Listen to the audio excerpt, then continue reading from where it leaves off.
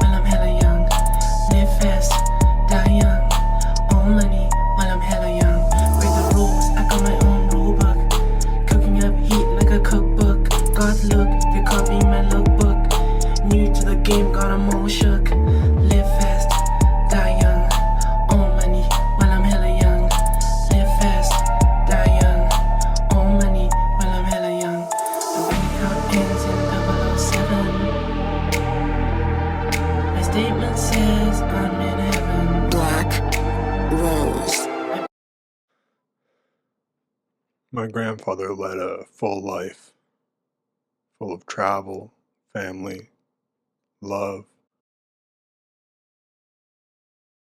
and we miss him dearly. He lived off Weston Road, an area made famous by rapper Drake, who grew up on Weston Road. Things like that wouldn't mean much to my grandfather. He wouldn't have known who Drake was, nor would he have cared. But he was a good man. He lived on 18 Cross Street, and I spent a lot of time in his garage, painting, welding.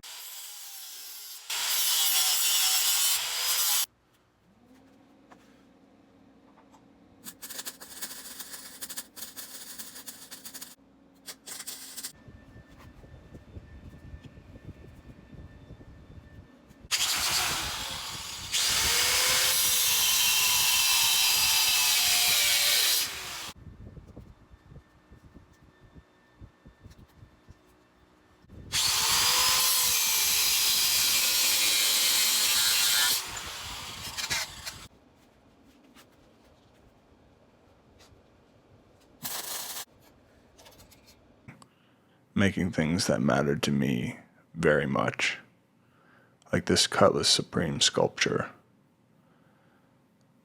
The G-Body Cutlass Supreme is one of my favorite cars, one of my very most favorite cars. I've owned one in my life, and I hope to have another, but until then I still have the front end of a 1986 Cutlass Supreme. It's a work of art. It's got a different paint job now, but my grandfather put up with me making things, storing my old car in his driveway for years while I tried to figure out how to pay to fix it. Your car probably doesn't have a choke.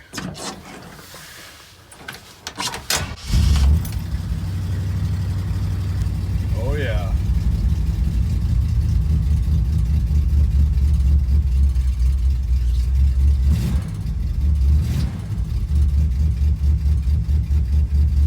Starts right up.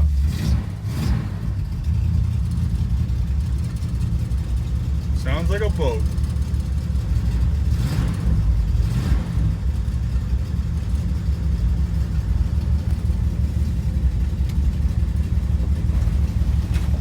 Wipers work. He also put up with me storing my father and son chopper project, the old shovel head that we sold at about 90% completion.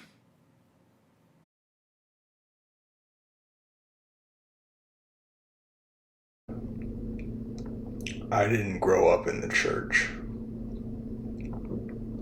I didn't really grow up at all. My toys just got bigger. But my grandfather went to church when he was able to. He made that cross. I thought that was a cool thing that I found out.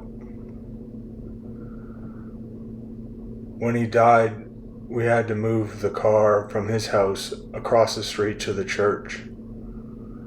and now I pay them $50 a month for storage, which is the best rate I could possibly ask for.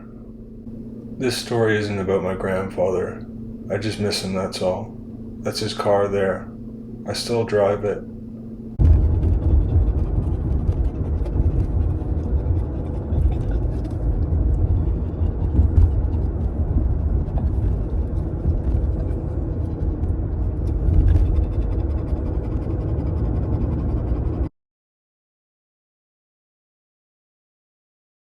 This story is about my other car. My 6'3".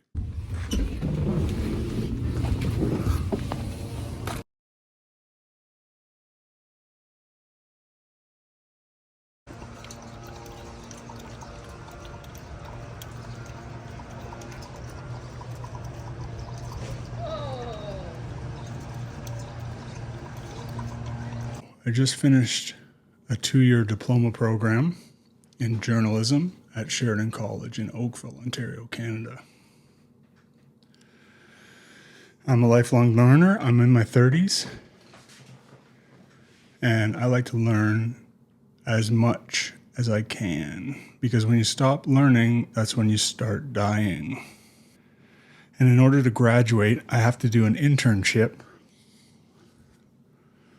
or an entrepreneurial project at the end. So that's where I am now. I chose to make my first ever documentary, and it's going to be about getting my old car back on the road. This story started in 2007 when I was 18 years old in high school,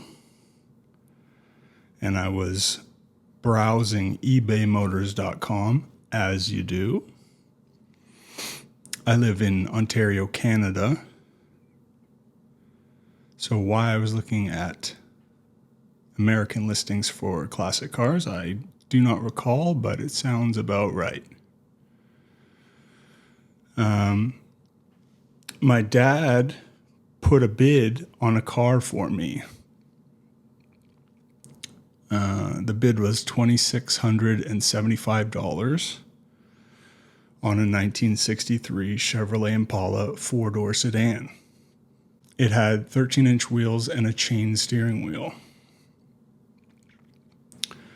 We won the auction for $2,675, and then we were going to try to ship the car, but because it was so low, they couldn't get it onto a flatbed.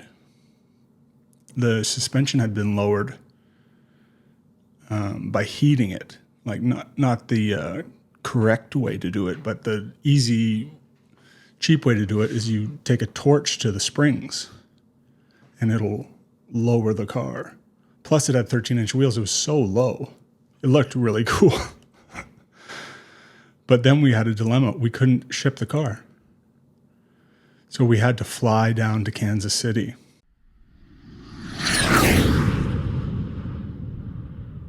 We met the seller in a Walmart parking lot. That was interesting. Clearly they didn't want us to meet them at their home because it had a leaky oil pan and we had to immediately find a mechanic, which we did. We replaced the oil pan and we drove it back to Toronto.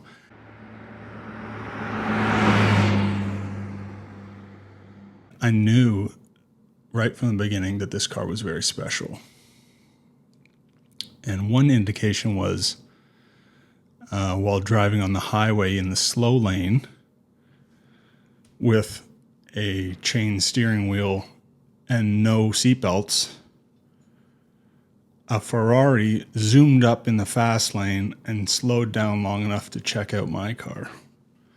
Now, my car was $2,000. His car was $200,000. So we got it back. Had some issues at the border. Don't remember exactly what it was. Maybe my dad could shed some light on that in his interview. And we drove it around for a few years until I blew the head gasket. And that was my fault. So instead of fixing the car, sold it for $1,000 cash.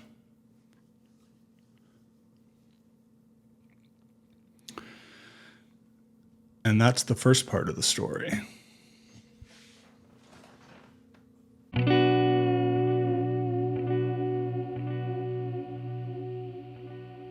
Far away, but not long ago, saw a man with a golden soul.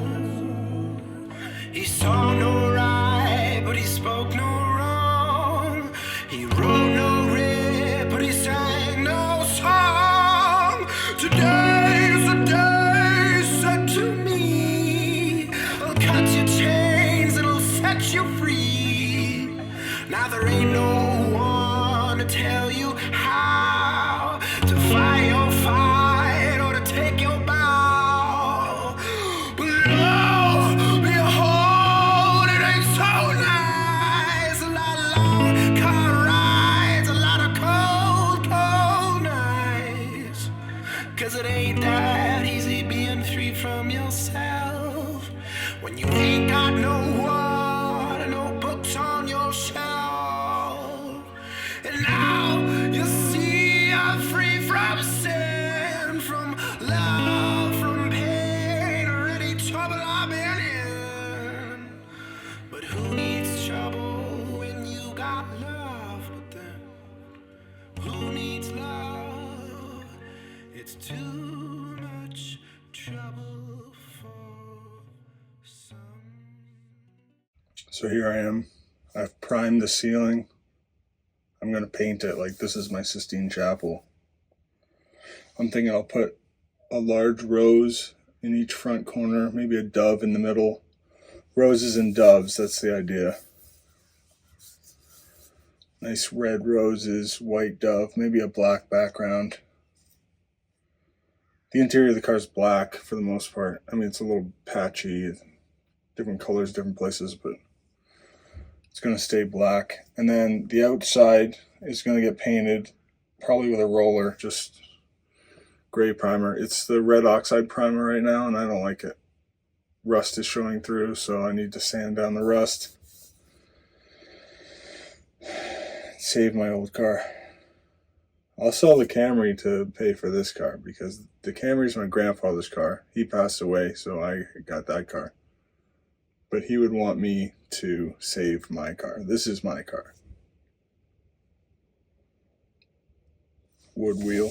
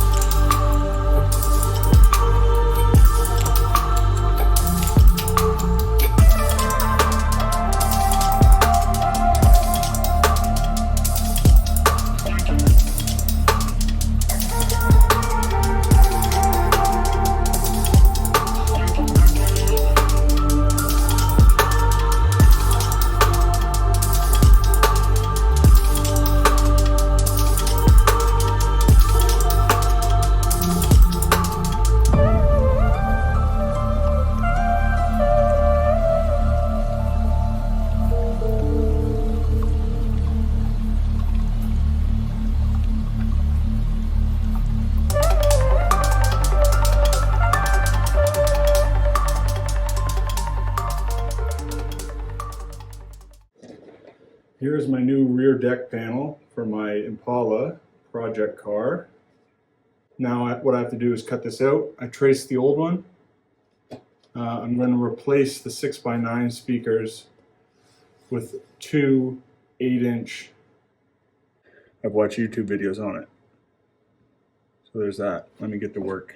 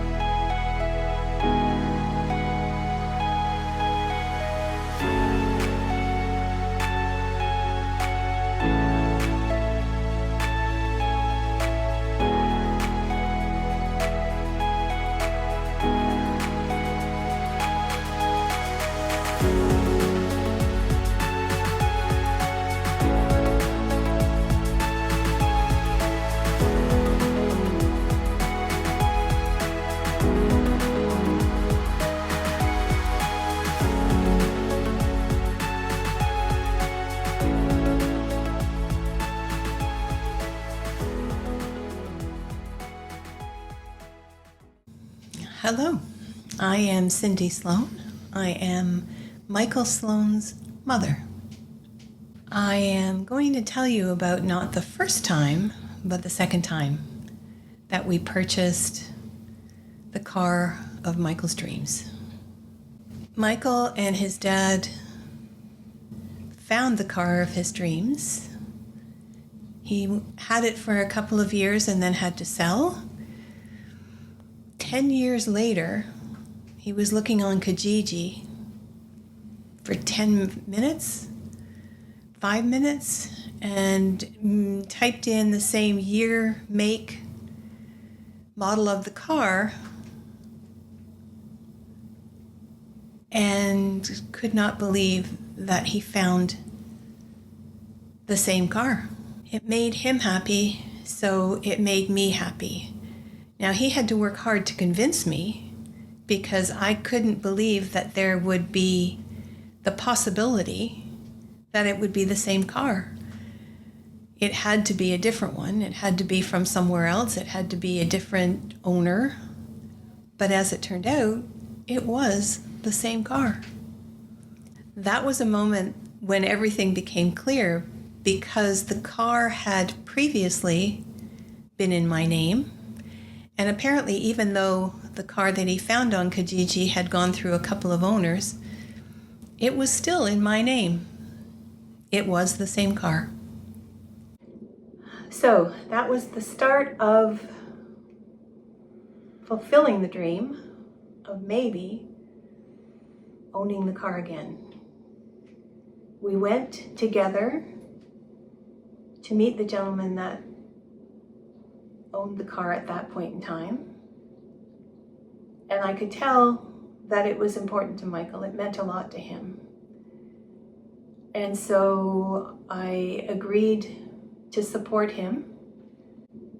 And it still makes me happy that that was the decision that was made. It is, however,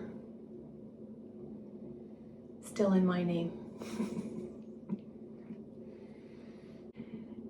I am grateful that I was included. I am happy to help.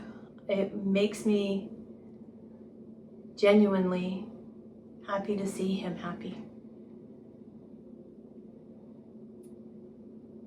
Go for it, Michael.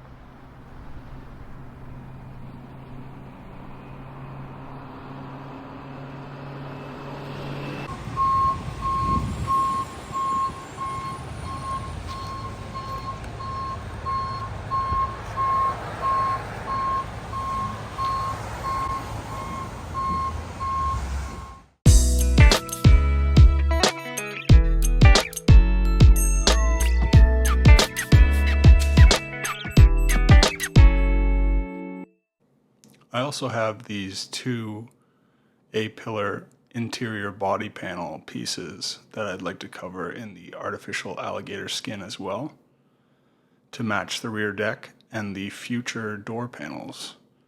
But as you can see here, I only had enough clamps to do one at a time, so I'm going to have to let this one dry and let the contact cement do its job before I can do the second one, and then I will install them in the car. I found it surprisingly difficult to vinyl wrap these A-pillar covers. It seems like such a simple thing to do, but the complex curves required a heat gun to make it happen. So it's been absolutely pouring rain today. It took about a week for Nick to get back to me on the phone and tell me that he couldn't do the job to certify my car. So quite frankly, we're going to take the car to a better auto shop. We're taking it from Nick's Garage to Mechan IQ in Oakville, and hopefully Dale at Mechan IQ will have a better result for me.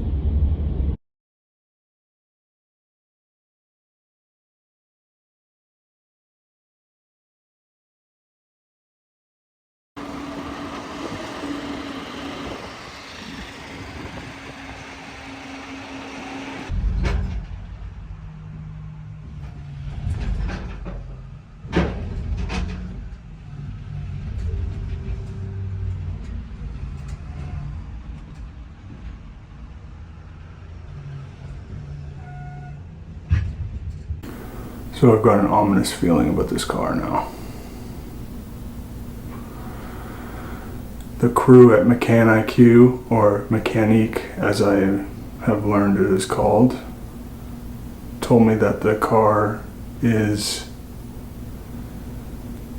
more than what they're capable of doing because the frame is bent and rotten. Now, I wouldn't say the frame is bent and rotten. I would say there's a dent in the frame that I'm aware of, but I wasn't sure if that was going to, how much of an issue that was going to be. So I've taken this car to 2 shops. I've contacted 3 shops.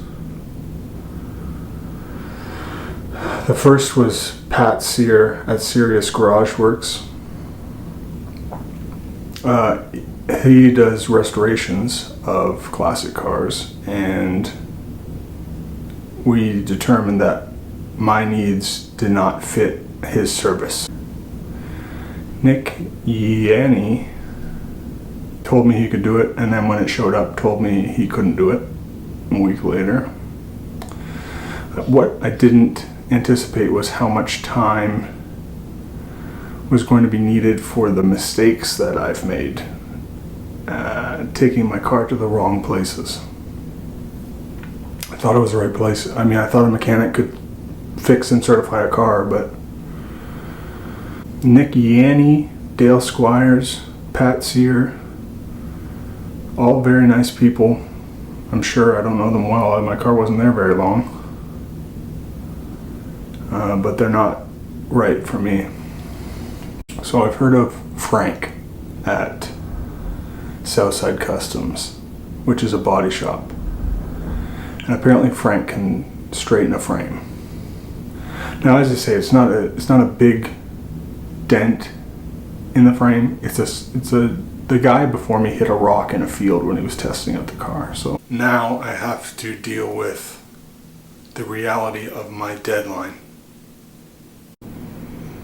And that is August 31st, and my car is not going to be on the road by August 31st, as I planned for my documentary. So it's a bit of a failure, but that's only one way to look at it. There are many ways to look at it. The car may still be operational in the future, and I can make a part 2 of the documentary. 632, I've already thought of that because I knew it wasn't going to be painted up and look nice by the end of this one. So I knew it was going to be a 2-part documentary anyway. But I was hoping it would be running, I was actually hoping I'd be driving it on the road in part 1, but it doesn't look like that's going to be the case. I've learned a lot. Specifically about editing and how much time it takes. I mean, I do a lot of independent videography just for fun, so I'm somewhat aware of what it takes, but I've never made an hour-long video of any kind. I hope you've enjoyed this documentary as much as I've enjoyed making it. It's been stressful at times. especially because I have to travel to the car, to meet the tow truck driver, to go to the mechanic that I don't know if they can even fix it, and then they can't fix it, so I have to get the tow truck driver back. Go to the next one, try again, get the tow truck driver back. Now we gotta go to the body shop, straighten the frame. And I looked up how much it costs to do a frame off-road restoration of a 1963 Impala, and he said, he was talking to somebody else on impalaforums.com. Somebody asked that very question, how much it costs, and he said it's impossible to answer, but if you need an answer, your answer is 20 grand to 100 grand. And mine is a 63 Impala by Chevrolet in the 4-door sedan trim, which is the least desirable Impala.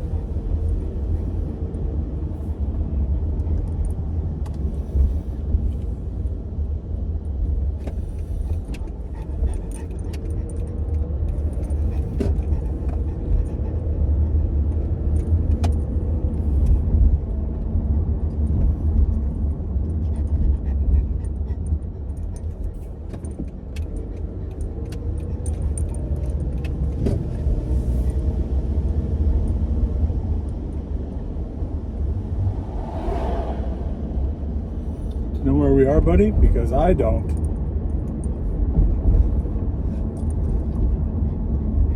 Let's turn around here.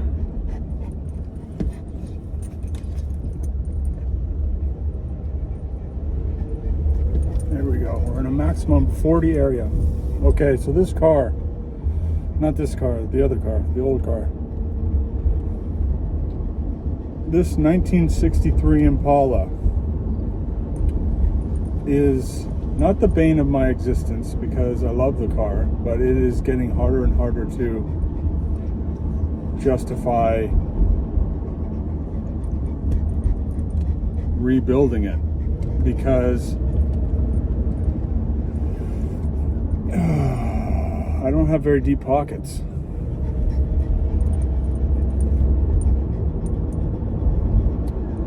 And I don't have access to many angel investors.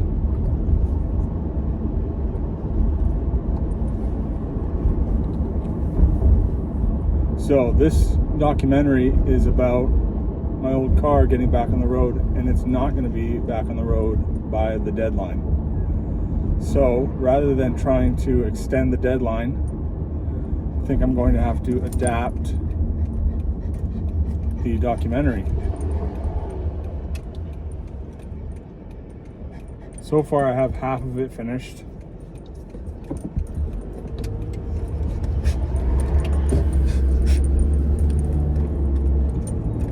Doozy, don't be crazy, okay? We're driving.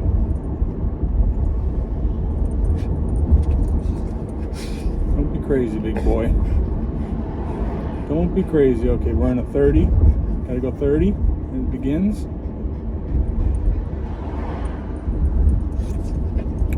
Feels like you're not even moving when you're doing 30. These are nice houses right here. Woo-wee.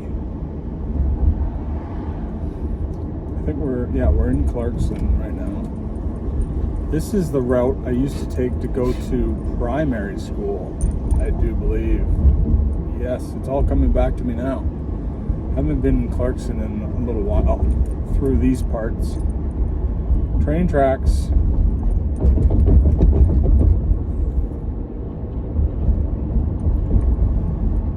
So I'm hoping that I can get my old car back on the road. I'm hoping for the best, preparing for the worst. And I just don't know whether or not it's going to happen at all at this point because of the financial barrier to entry here with this project. Yep, this is my childhood stomping grounds here in Clarkson, Ontario, Canada.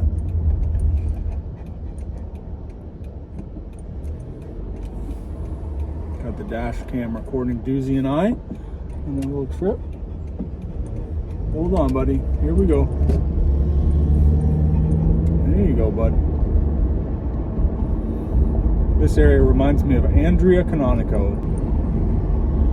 That guy swerved into traffic a little too soon. He almost made contact. Well,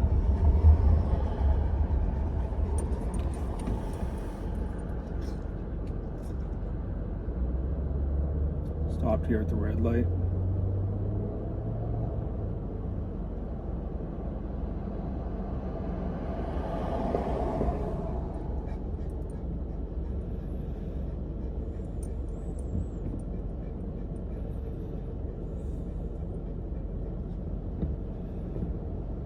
This is where I grew up, Doozy.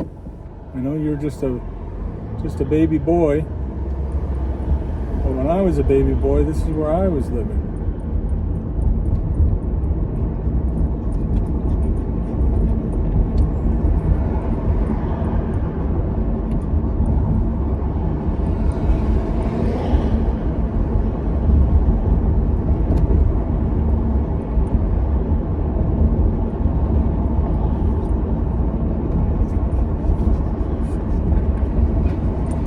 You're funny.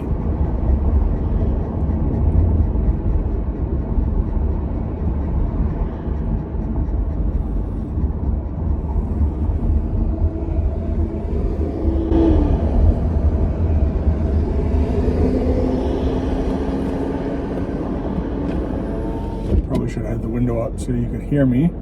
That's unfortunate that I did that.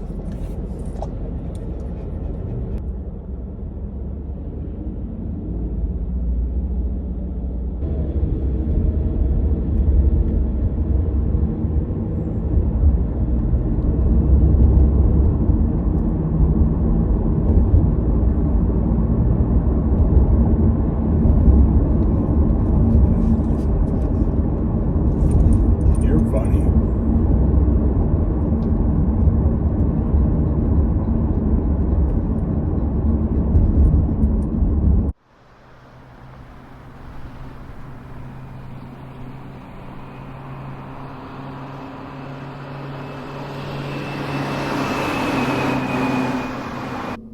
I've had many design ideas for this car, like incorporating my grandparents' names, representing each of them as a dove, or an art car with a great white shark painted down the side, and unknowing sunbathers on the roof and hood. I could make a podcast from the trunk, change the power, and put some microphones. Invite guests onto my show as I travel across Canada, meeting new people, having new experiences. One man that I met wanted to trade me a 1939 Plymouth. I went to see the car. I loved it, but it was pretty far gone. There was more work to do than on my car. Okay, so I'm here with my father, Al Sloan. Hello. We have been on the hunt for an automotive shop that can straighten the kink in the frame of the Impala. Now, Dad, what do you think the future of this car is going to be? That's kind of a loaded question. Frankly, I didn't think it would be this difficult to get this car running. We've had it to 2 shops already. Neither of them want to touch it. Mm-hmm. So we spent the morning, this morning, going to various shops to see if anybody can help us refurbishing this car, and no luck. Unfortunately, the car has a very small kink in the frame, and because of the age of the car, people just don't have the equipment to fix that anymore.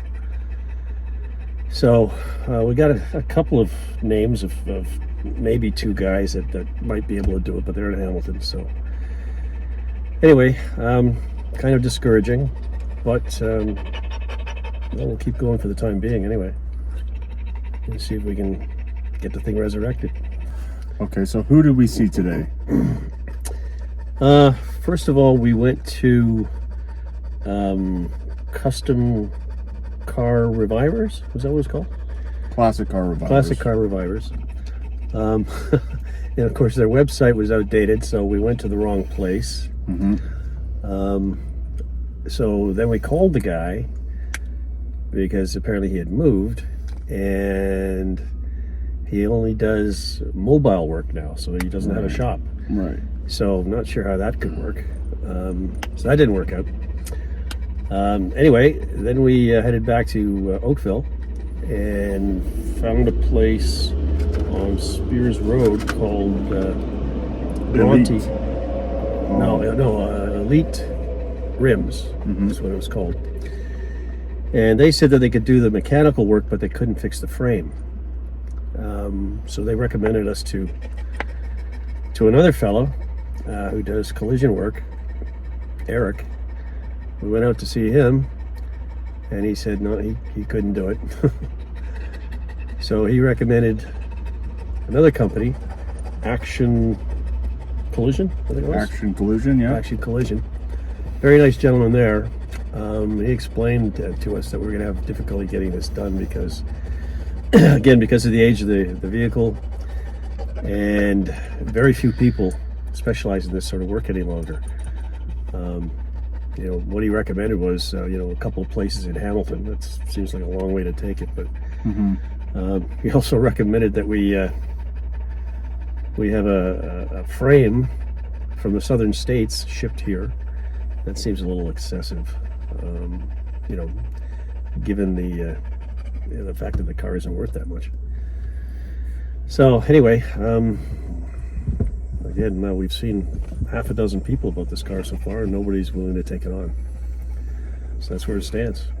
Okay, so how likely do you think it is going to make it to completion?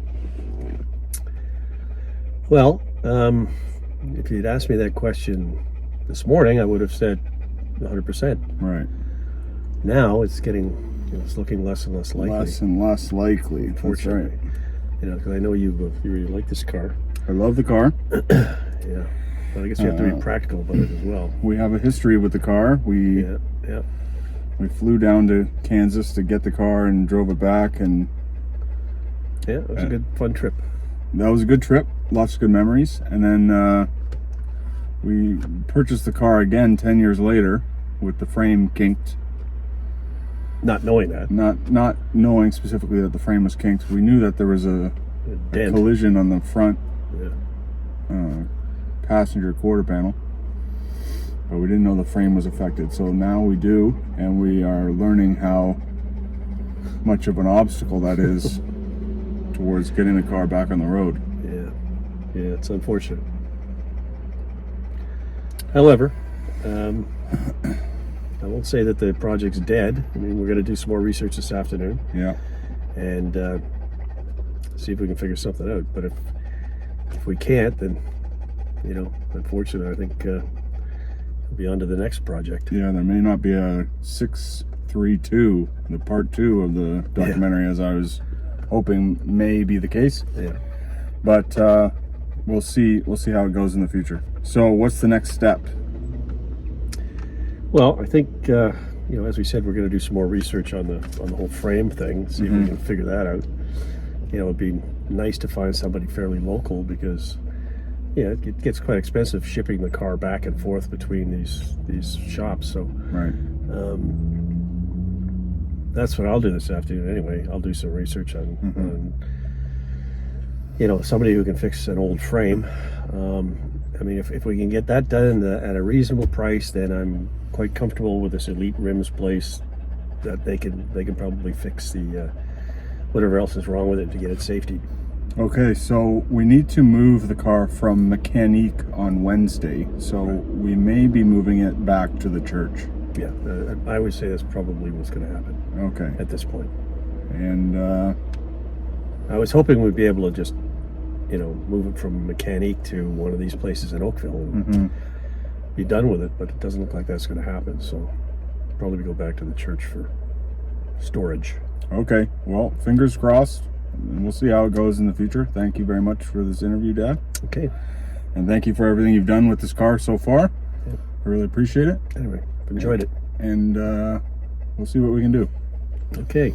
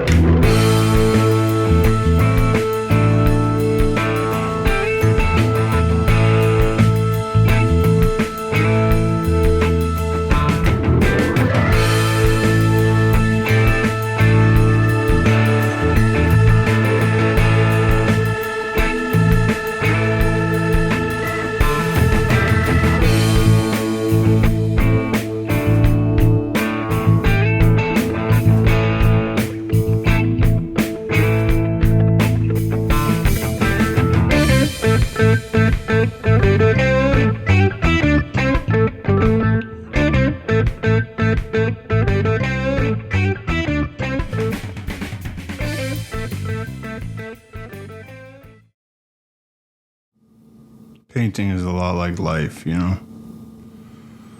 Sometimes it turns out the way you want it to. A lot of times it doesn't. You can plan and plan and plan and execute it to the best of your ability. And still sometimes life doesn't work out the way that you want. I don't know what the future of this car is.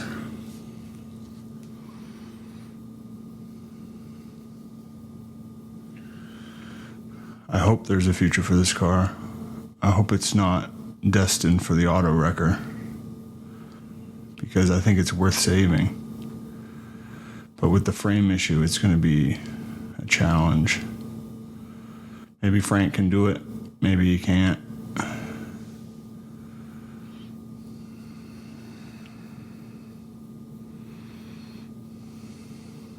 We'll see.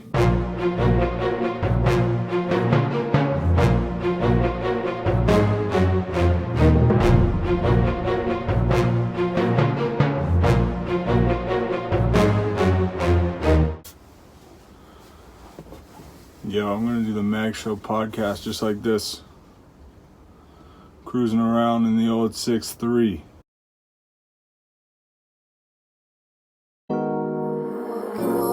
Oh, if you really want, bro, and this might be a little bit too much to ask, you know, might make you have to really get in your bag, you know, but you could just do us a large portrait, bro. Paint us a large family portrait. You know, I could send you a picture, and you could paint that for us. I don't know how good you are with preparing portraits of people and stuff, but I think you can handle that, man. You're a great artist. You know, it's just a thought, just a suggestion. Yo, you gotta excuse me, I'm a fucking lunatic. Sorry, I'm new here, a weed smoke addict. I don't play with my nose, no, don't need nobody. Shit is too stepped on, fucked up and shoddy. No fentanyl, man, because I'm gentler than real street shit. Don't be a target, I'm too sick in the head, and my body isn't mine. Living every day on someone else's borrowed time, ayy.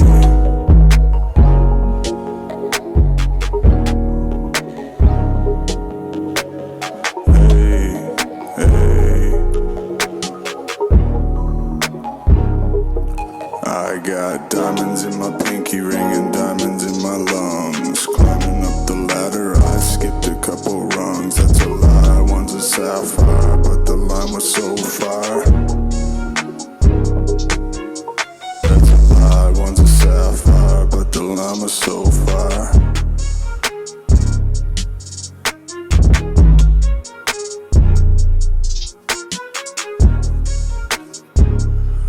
Bro, these streets are too cold and the truth will unfold. All I need in this life are my diamonds and gold. Yo, I must have 9 lives, cause I've been through a lot. Ain't no pussy though, dog, I'm a dog, I'm a rot. Waller, I'm wilder than the average you see. Schizoaffective, got complex, so try fucking with me, ayy.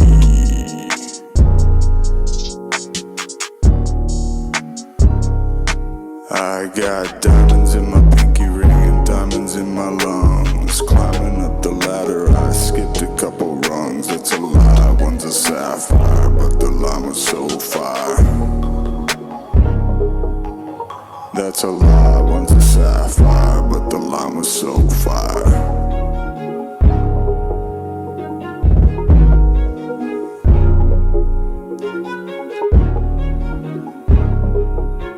I got the gray Timberlands on my feet, my boy. Got the big body Chevy and the shit ain't a toy. It's got no brakes though, got off the fakes, yo.